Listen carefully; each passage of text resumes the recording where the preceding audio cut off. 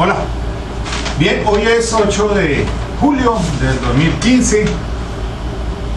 Vamos a revisar un tema importante. Insisto y vuelvo sobre el mismo punto. Es el del preacuerdo en la forma en que se degrada la conducta de un delito por otro.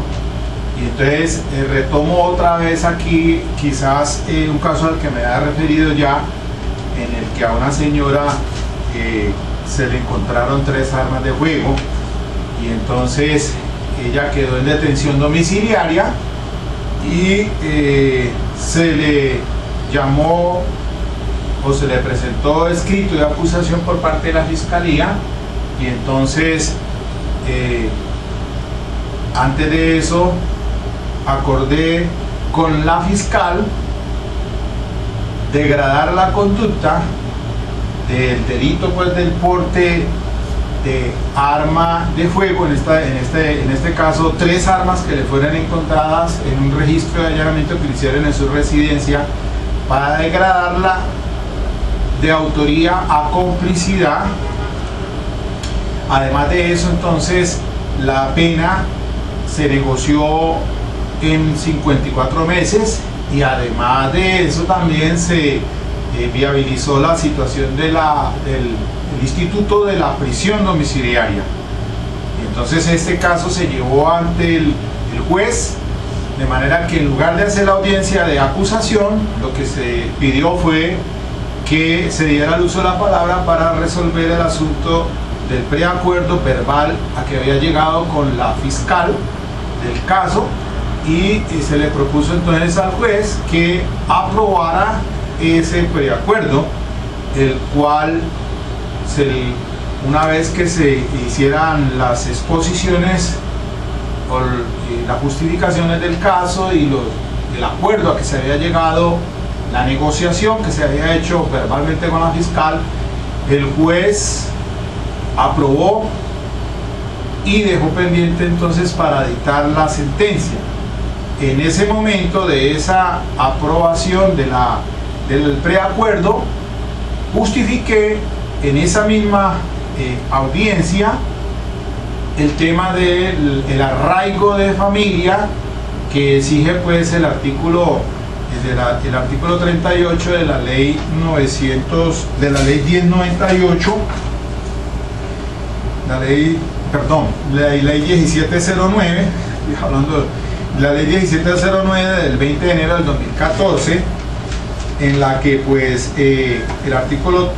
23 de esta ley adicionó el artículo 38b, en el 38b a la ley 599 del 2000, o sea, el artículo sobre los requisitos para conceder la prisión domiciliaria, en las que son requisitos para conceder la prisión domiciliaria. Primero, que la sentencia se imponga por conducta punible cuya pena mínima prevista en la ley sea de 8 años de prisión o menos. Que no se trate de uno de los delitos incluidos en el inciso segundo del artículo 68A de la ley 599 del 2000, y que se demuestre el arraigo familiar y social del condenado, cosa bien importante, y es lo que vamos a revisar aquí entonces sobre esos requisitos. Entonces había quedado pendiente, pues les decía, de la sentencia condenatoria, y esta efectivamente se dictó el julio 6 de ahorita hace pues 2 días. Pero entonces aquí tengo esta jurisprudencia, que es importante que la tengan ustedes en cuenta, además porque resulta que este mismo tema se trabajó en la barra académica de la Defensoría Pública, a la cual pertenezco, en el programa de adolescencia, y el lunes hubo 2 compañeros expusieron el tema, trayendo en la colación la sentencia de tutela en la radicación 79041 del 16 de abril de este año del doctor Eider Patiño Cabrera. Y también a esta sentencia de tutela pues también tocó el tema pues porque un juzgado de la localidad de Buga niega o imprueba un preacuerdo al que se había llegado también, toda vez que consideraba el juez que la fiscalía no podía otorgar esos beneficios. Primero que todo, el de degradar la conducta de autoría a complicidad, el de tampoco negociar la pena, y además de eso el de conceder el subrogado, es decir, el juzgado lo improbó, se fue en apelación y el tribunal de Buga efectivamente le da la razón al juez de conocimiento sobre los dos primeros puntos, pero no así en el tercer punto, es decir, sobre el aspecto de otorgar la prisión domiciliaria, porque el tribunal considera de que el delito es un delito similar al que estamos resolviendo por porte de armas. Es un delito que está sancionado,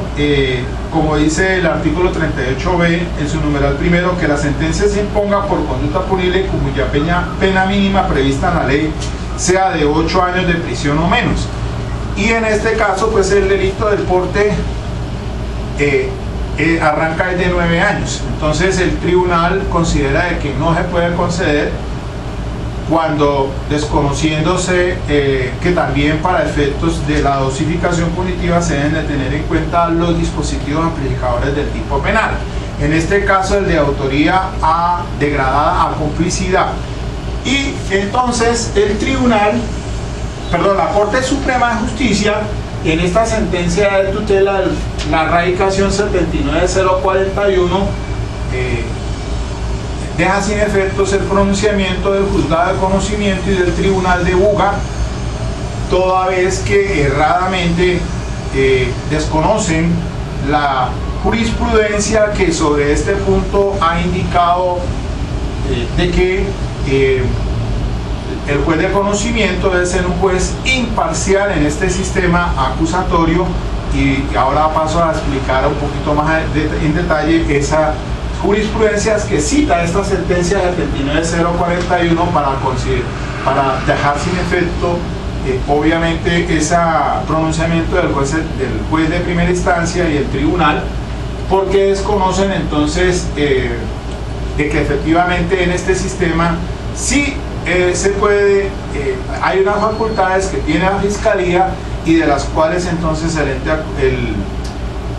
sentenciador no puede inmiscuirse, digámoslo así, a no ser que se quebranten derechos fundamentales. También está aquí la sentencia de radicación 29581 del 25 de mayo del 2015 del doctor José Luis Barceló Camacho. Este es un caso de Miguel de la Espriella, que fue condenado por el asunto de las autodefensas, pero que la Corte Suprema de Justicia le concede la prisión domiciliaria porque reúne los requisitos como tales. Es importante sentencia en cuanto al arraigo familiar, que es el requisito a que alude entonces para conceder, en la ley 1709, para conceder entonces la prisión domiciliaria, en el numeral tercero, cuando dice que se demuestre el arraigo familiar y social del condenado. En todo caso, dice, corresponde al juez de conocimiento que imponga la medida, establecer con todos los elementos de prueba llegados a la actuación la existencia o inexistencia de la arraigo. Antes de abordar pues el tema de la sentencia de tutela,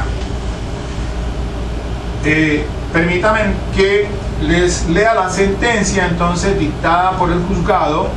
el juzgado 16 penal del circuito de Cali,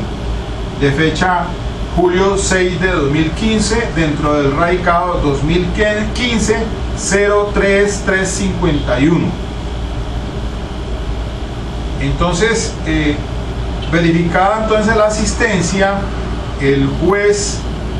penal del circuito en sentencia 069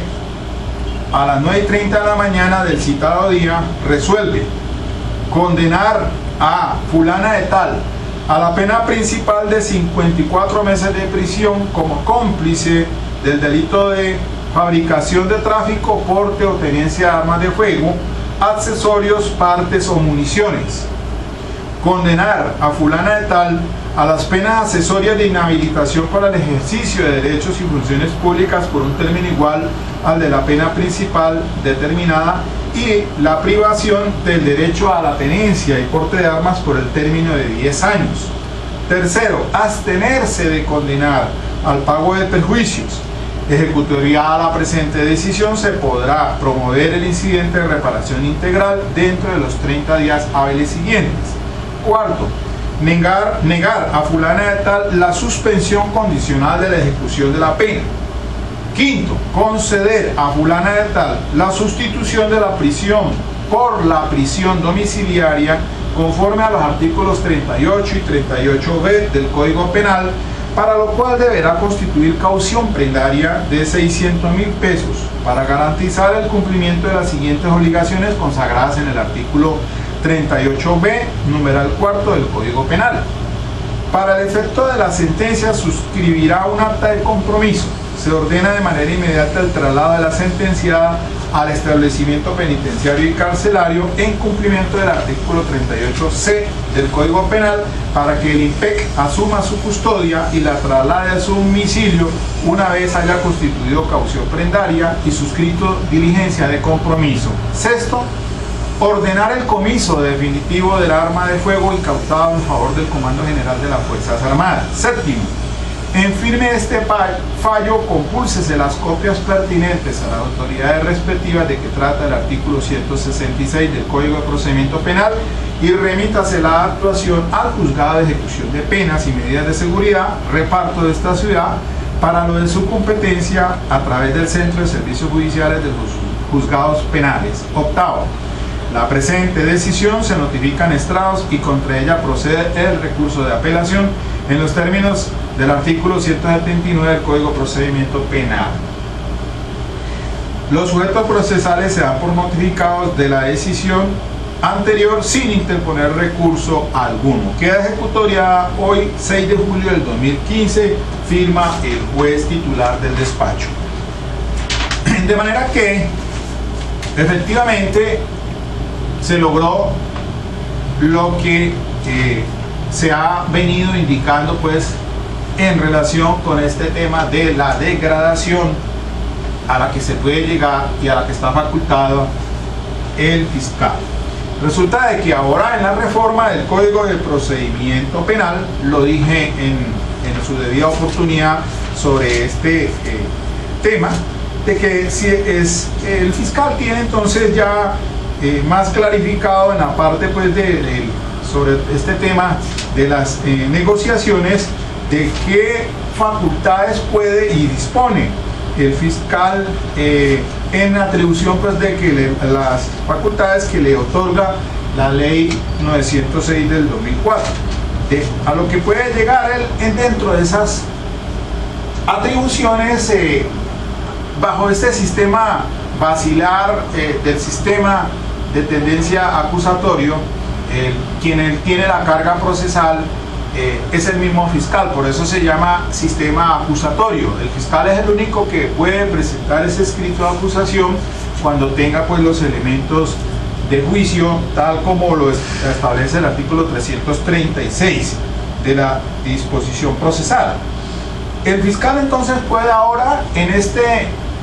la reforma que viene puede degradar la conducta, puede imputar una de menor gravedad, es decir, el fiscal tiene unas amplias facultades, y aquí entonces sí es importante que la sentencia de tutela que les menciono, la 79041, les sirve a ustedes para que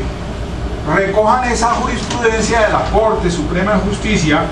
que esa línea jurisprudencial que ha venido refiriéndose a este tema en esencia. Por ejemplo, comencemos diciendo lo siguiente. Miren, aquí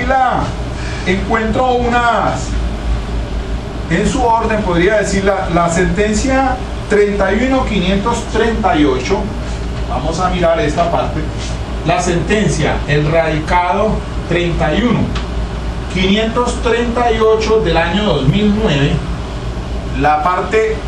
puntual dice entre comillas lo siguiente: es claro entonces que el juez no tiene competencia para cuestionar la imputación efectuada por el fiscal, como que ese acto es propio del titular de la acción penal. Por tanto, ha llegado el escrito de acusación o el acta de allanamiento que, aceptada, equivale al mismo, el juez de conocimiento tiene limitada su participación, como que, tratándose de un acto voluntario y libre de aceptación de la imputación, debe aceptarlo y convocar a la audiencia penal para individualizar la pena, según pues lo dispone el inciso final del artículo 293. He allí entonces para que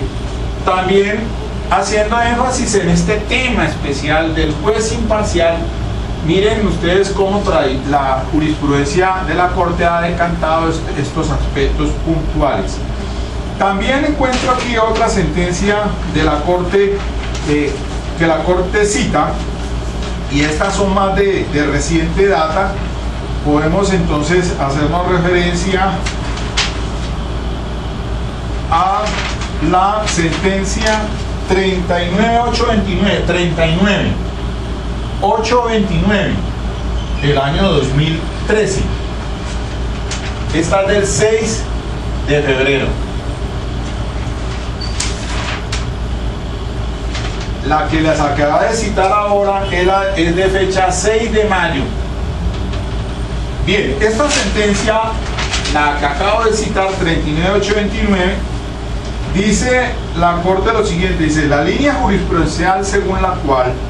la acusación, y aquí hay un paréntesis, dice que incluye los allanamientos y los preacuerdos,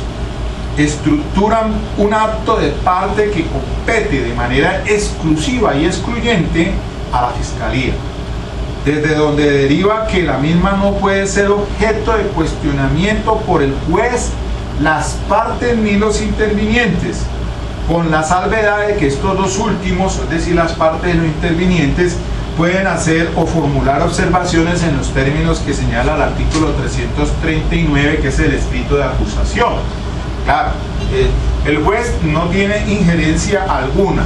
Sí, quizás la única injerencia que tendrían es para hacer observaciones, pero no sobre la parte sustancial, o sea, del nomen juris. Y sigue así. Miren, lo que se encuentra aquí es lo siguiente: en estas condiciones, viene diciendo esta misma sentencia 39829,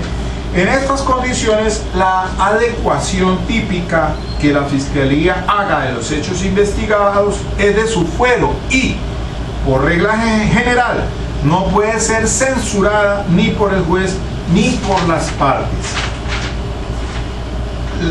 La Corte igual ha decantado que el nomen juris de la imputación compete a la Fiscalía, respecto del cual no existe control alguno, salvo la posibilidad de formular las observaciones aludidas, o sea, es decir, las del artículo 339 que pueden hacer las partes y los intervinientes, de tal forma que de ninguna manera se puede discutir la validez o el alcance de la acusación en lo sustancial o sus aspectos de fondo. La tipificación de la conducta es una atribución de la Fiscalía que no tiene control judicial ni oficioso ni rogado. En esta materia, entonces, la Fiscalía cumple una función de requirente y el juez de conocimiento una función jurisdiccional. Y sigue entonces también abordando este tema de la sentencia de tutela que acabo de mencionar, la 79041, hace referencia también a otra sentencia que es la 37951, y esta es del 19 de junio del año 2013, y dice lo siguiente,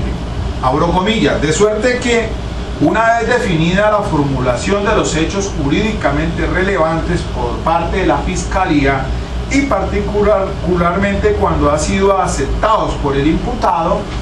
no tiene cabida en el modelo acusatorio que el juez se ocupe de aquello que no le compete. Por tanto, cuando invalida la imputación para que en su lugar sea complementada como en su opinión corresponde, está nada menos que controlando materialmente la acusación. Después entonces se trae otra sentencia que es la 41.375, y esta es del 14 de agosto del año 2013, y entre comillas dijo lo siguiente la Corte Suprema de Justicia, sede de casación penal: en estas condiciones ha de entenderse que el control material de la acusación, bien sea por el trámite ordinario o por la terminación anticipada de la actuación, es incompatible con el papel imparcial que ha de fungir el juez en un modelo acusatorio. Pues bien, estas son las sentencias entonces que aborda la Corte Suprema de Justicia en la ponencia del doctor Eider Patiño Cabrera, dentro de la sentencia de tutela radicación 79041, y esta sentencia viene de una tutela que interpuso el defensor público porque le repetía al juez de conocimiento de la localidad central del Valle del Cauca, Buga, negó entonces o improbó un preacuerdo, aduciendo, pues, repito, de que el fiscal no podía entonces conceder tres beneficios, como era degradar la conducta, imponer la pena y además de eso conceder prisión domiciliaria, y que cuando va en apelación ante el tribunal de Buga, el tribunal de Buga pues sí avala los dos primeros puntos, es decir, que sí podía degradar y también tasar la dosificación punitiva, pero ya lo que dijo el tribunal fue que no se podía conceder porque el artículo 38b, pues cuando habla del tope, 8 años, y entonces no podía hacerlo porque tratándose de un delito de porte de armas que es de 9 años, se equivoca el tribunal toda vez que no tuvo en cuenta una sentencia que también cita la misma sentencia de tutela, y es la del radicado 19.948 del 15 de septiembre del 2004, que en materia de dosificación punitiva pues también se deben de tener en cuenta los dispositivos amplificadores del tipo penal. En este evento, por tratarse de autoría pasada, una complicidad, y entonces había que tener en cuenta para esa dosificación de pena sobre ese ese dispositivo amplificador del tipo penal, para poder entonces decir que sí es procedente, toda vez que entonces la ley de descongestión carcelaria, acá la 1709 del 2014, pues no es una talanquera que la ley diga pues que el tipo es de 8 años de prisión, entonces sin tener en cuenta que efectivamente en materia de dosificación punitiva, incluso sobre ese tópico también existe otro pronunciamiento en el que el Tribunal Superior del Distrito Judicial de Armenia,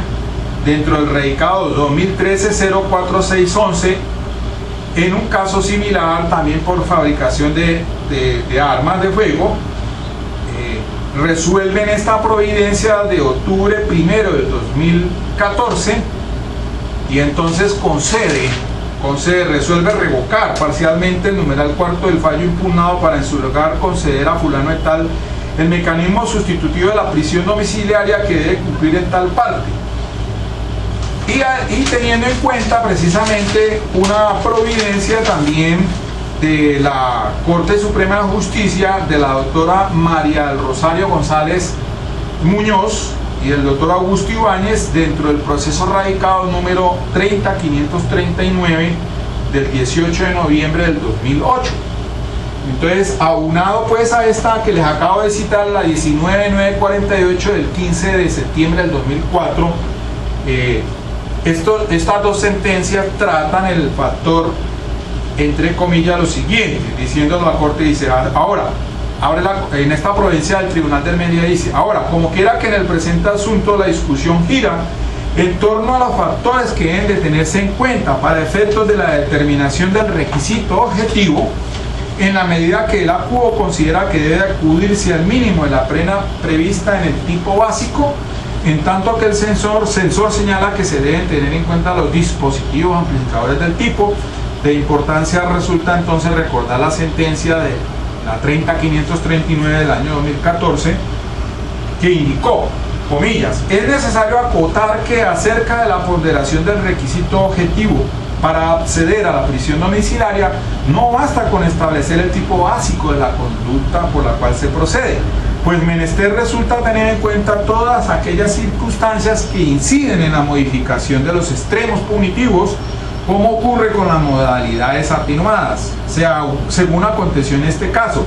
tentativas y complicidad, amén de situaciones de incremento punitivo como aquellas determinadas por circunstancias específicas de agravación. Entonces dice, al respecto ha dicho la colegiatura, no sería equitativo que para tales efectos se tenga en cuenta exclusivamente las circunstancias agravantes específicas, pues al igual que esta, la complicidad, la tentativa, la ira, el intenso dolor, entre otros dispositivos amplificadores, hacen parte de la figura delictiva y no existe razón para ignorarlas al momento de entrar a considerar la posibilidad de sustituir la prisión intramuros por la domiciliaria. Además de lo anterior, no puede olvidarse que la prisión domiciliaria alude a la ejecución de la pena, y esta es una decisión que se ha tomado con la precisión de todas las circunstancias que rodean el hecho, razón de más para estimar que cuando la norma habla de conducta punible no excluye aquellas modalidades del comportamiento que amplían o reducen el ámbito de punibilidad, por manera que de los apartes jurisprudenciales relacionados emerge con toda claridad que, como acertadamente lo invoca el censor, para efectos de establecer el monto al cual asciende el requisito objetivo, es decir, este del numeral tercero, el del numeral primero del artículo 38b de la ley 599, entonces se deben considerar las circunstancias que inciden en la modificación de los extremos punitivos, como lo es en este particular evento la complicidad. Por ello, si se toma como referente que el delito de porte de armas se encuentra sancionado con pena de 9 a 12 años, que quien actúa en calidad de cómplice incurre en la pena prevista por la correspondiente infracción disminuida en una sexta parte a la mitad, que cuando la pena se disminuye en dos proporciones, la menor se aplica al mínimo, la mayor al máximo de la infracción básica, que hecha la correspondiente operación se tiene que la sanción para el cómplice del aludido comportamiento oscila entre 4 años, 6 meses y 10. Es claro que fulano de tal se allana al requisito objetivo exigido por el canon del 38b del Código Penal, pues resulta inferior a los 8 años allí contemplados. Es decir, que como en este caso de mi cliente, también quedaría entonces en 54 meses, y ese es el tope de la dosificación de pena, y por lo tanto entonces se cumple el requisito del numeral primero, también se cumplía el requisito del numeral segundo, es decir, que no está incluido dentro de los delitos que señala el 68A, el porte de armas no está allí, y por último está el arraigo familiar y social del condenado. Entonces, así las cosas, queridos amigos, pues miren ustedes que es posible degradar entonces hoy en día, ahora en estos momentos, habiéndose superado y habiendo ya unificado los conceptos jurisprudenciales en este tema del preacuerdo, cuando se degrada esa conducta para esos efectos de esa prisión domiciliaria, tal como lo establece el artículo pues 38b de la ley 599, que fuera modificado pues por el artículo 23 de la ley 1709 del 2014. En este caso que les comento, pues igual entonces el juez le concedió la prisión domiciliaria a mi cliente. El juzgado 16 es que me refiero yo del penal del circuito. Así entonces lo último que resta es resaltar que el juzgado de conocimiento, al momento de tocar el punto de el arraigo de familia, trajo en consideración o me hizo cita hace la cita de la sentencia 29.581 del 25 de mayo de este año, del ponencia del doctor José Luis Barceló Camacho, y en ella entonces hace énfasis en el arraigo de familia, que debe estar plenamente comprobado. ¿Cómo se comprueba eso? Pues en este caso yo presenté los registros civiles de nacimiento de la señora, de los hijos. También se adjunta una declaración extrajuicio en la que la mamá, propietaria de la casa donde está residiendo, pues indica que allí es su lugar de residencia, porque es que hay que demostrar, pues, como dice, pues, como se cita en esta sentencia 29.581 de la Corte Suprema de Justicia, que pues debe estar probado, ¿no? Entonces se deben allegar también, por ejemplo, constancias del párroco de la localidad. También se podrá llegar constancias de trabajo, qué ocupación tiene esa persona en la comunidad, todo lo que confluya a determinar que allí es su lugar donde está echando raíces, como dice la Corte Suprema. El arraigo es que está allí viviendo en ese lugar de manera permanente, donde tiene su núcleo familiar, y que por lo tanto entonces esa persona está dando muestras de que realmente ese es su lugar habitual, donde convive con su familia, y con eso demostrado de esa manera, llevado al momento en que el sentenciador evalúa esto dentro de lo que se conoce como la individualización de pena y sentencia, pues eso es lo que hay que demostrarle al juez, porque de lo contrario se lo rechazan y no le van a dar entonces el sustituto por prisión domiciliaria. Quedaría usted huérfano de eso. Entonces lo invito a que lea esta sentencia 29.581 del 25 de mayo del 2015, muy importante para estos efectos para esto que estamos analizando aquí, y tenga usted éxito al momento en que entre a preacordar con el fiscal un asunto como en este caso, tratándose del porte de armas. Es decir, allí el juez le va a evaluar otras cosas, ¿no? Porque es que la norma también le dice que no tenga antecedentes penales, porque si en el caso de resultar la persona pues de tener antecedentes penales, pues seguramente que no va a acceder a la petición, ¿no? Porque acá dice, además de esto, el numeral cuarto de este artículo 38 dice garantizar mediante caución el cumplimiento de unas obligaciones, ¿no? Bueno, igual que es que objetivamente esto lo analiza el juez, como dice aquí en el inciso primero, dice acá, en el inciso segundo dice: en todo caso corresponde al juez de conocimiento que imponga la medida establecer con todos los elementos de prueba allegados a la actuación la existencia o inexistencia del arraigo, a demostrarlo pues plenamente, para que entonces le concedan ese sustituto por la prisión domiciliaria. Yo creo que esto es lo más importante que había que rescatar aquí en este tema puntualmente, que traigo en la colación. Pues le había hecho énfasis en días pasados el caso que había llegado pues con este preacuerdo de la señora que les menciono. Pues algunos, imagínense que algunos de pronto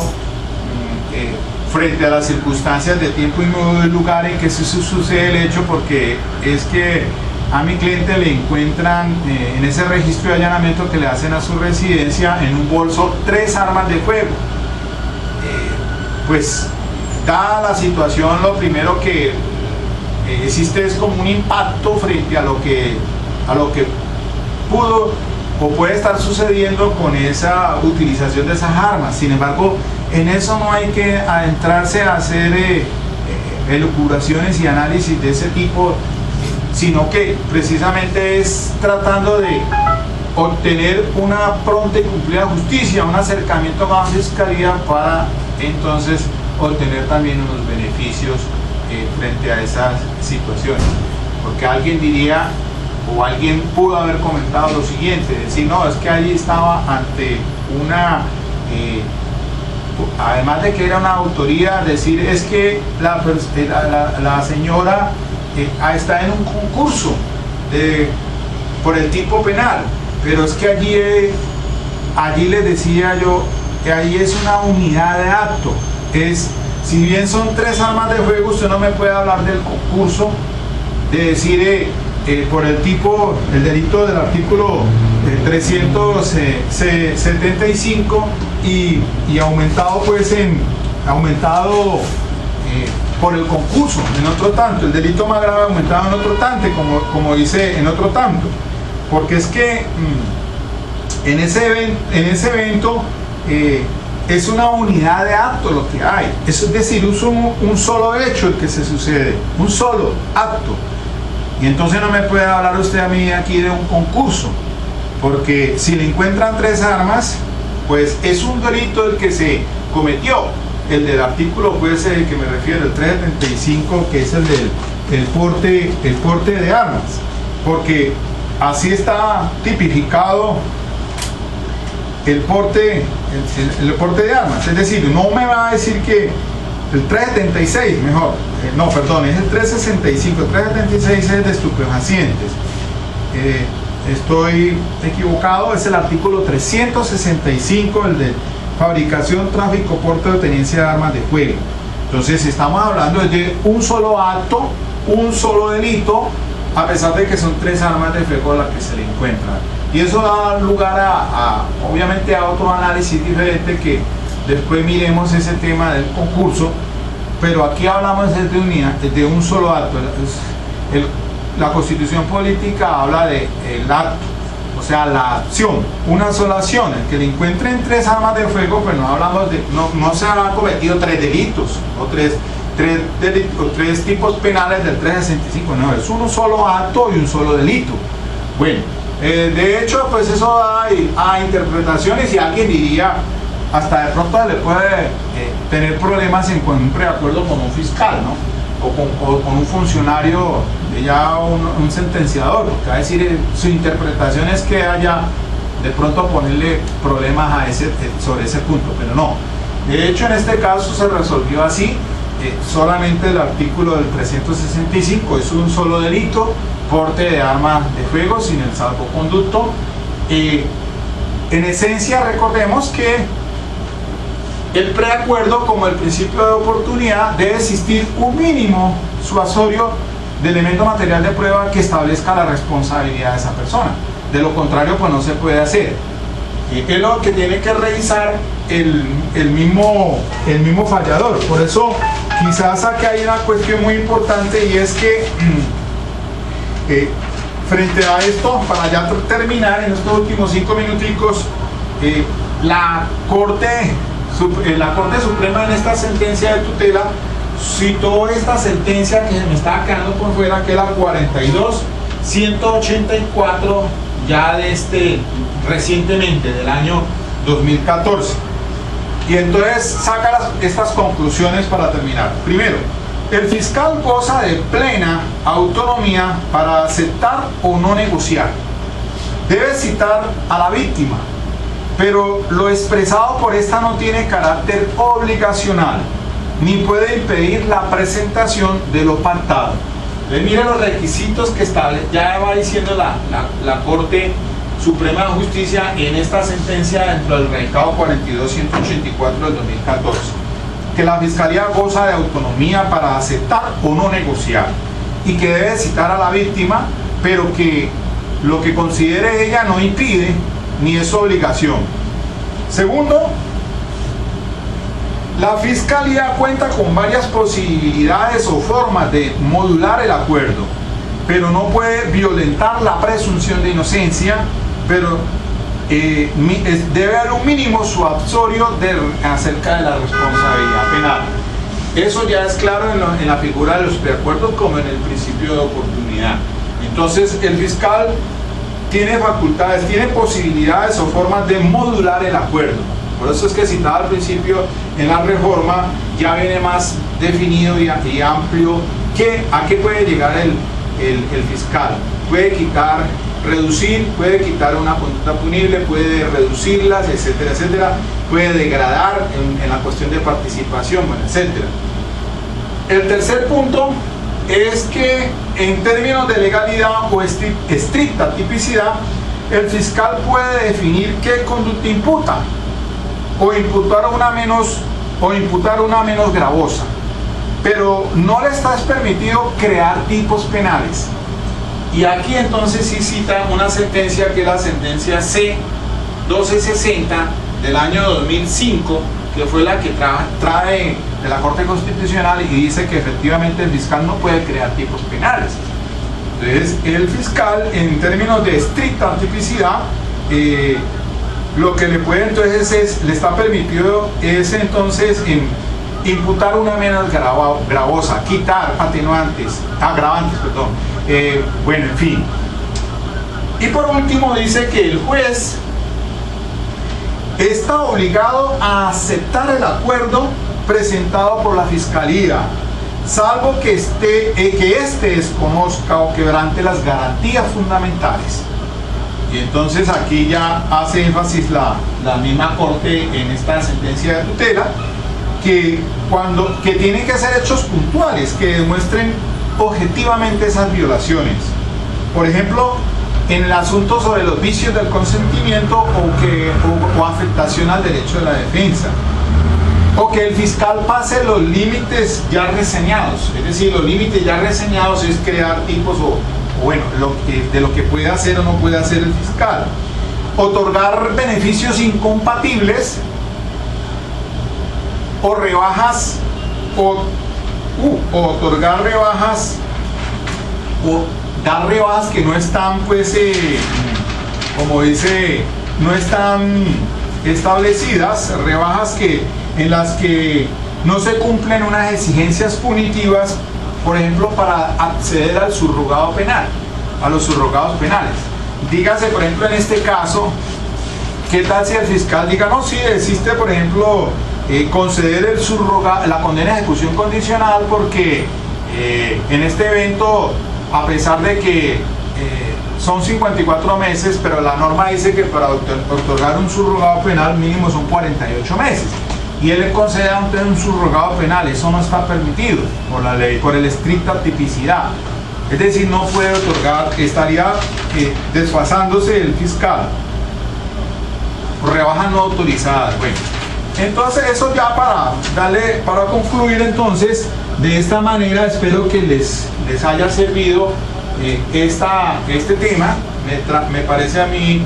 importante ahora que está de moda el asunto de la degradación en los preacuerdos. Recuerden que aquí pues hay que mirar es la forma en que uno pueda favorecer a su cliente. No todas las veces se trata de llegar a juicio, sino que en algunas situaciones, incluso